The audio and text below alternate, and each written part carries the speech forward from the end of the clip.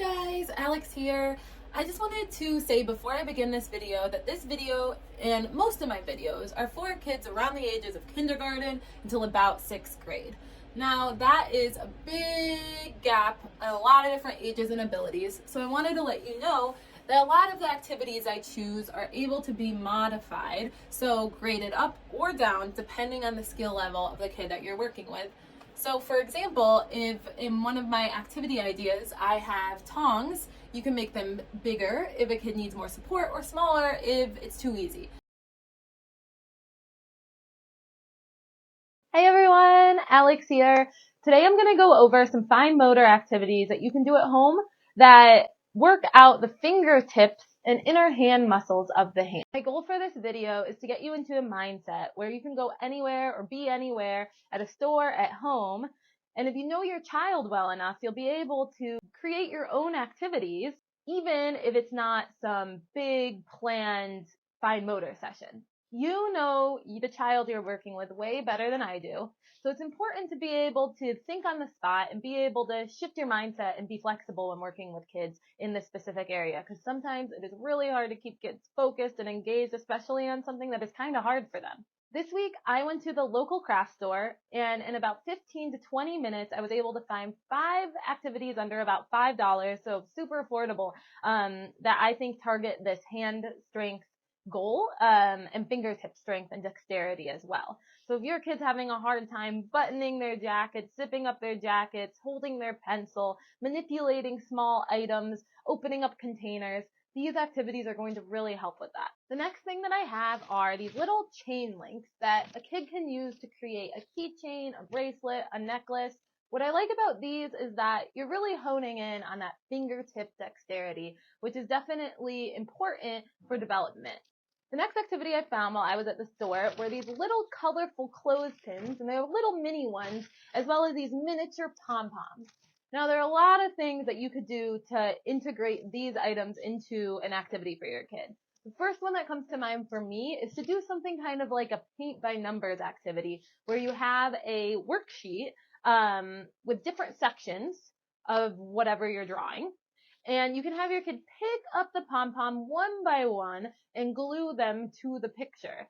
Using the glue also is going to really work on that whole hand strength by squeezing. And it's also going to tap into that sensory processing component by using deep pressure of squeezing the glue, as well as the softness of the pom-pom or the stickiness of the glue. I'm a big fan of Play-Doh, but I also am yearning for a type of Play-Doh that is easier to manipulate and create objects with. So I found this colored dough at the store. They have multiple colors of this. I think I got a pack of 12 and different color profiles to choose from. What you could do is you could pull up a image of an activity your child likes. So whether that's Star Wars or Thomas the Train, you can help them recreate what they're interested in using the dough. And that's also going to tap into that fingertip strength and that whole hand musculature that's super important for reaching developmental milestones.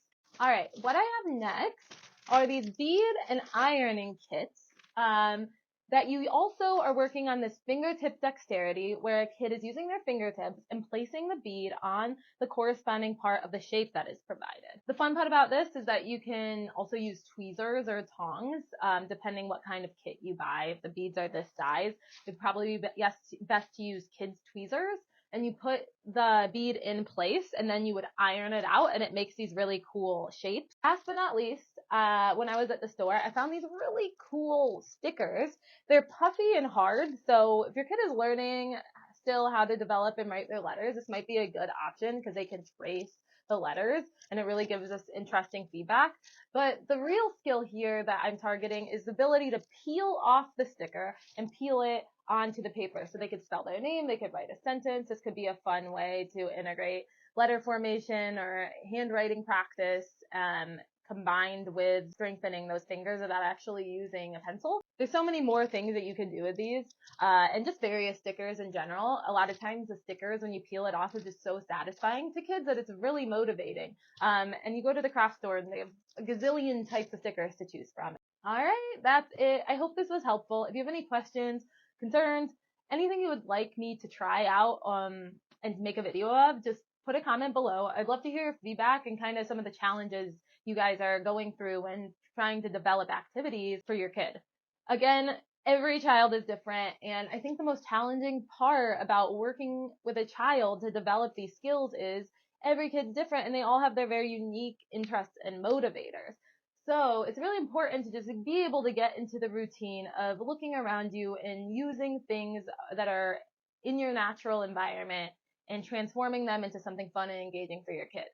This can involve having them think of the activity with you and tapping into that imaginative space. So I highly recommend making this a collaborative practice with your child, giving them control and choice over what kind of things they do want to do, and then using your adult spin to gear it towards something that you know is working on the skill that you want to see developed.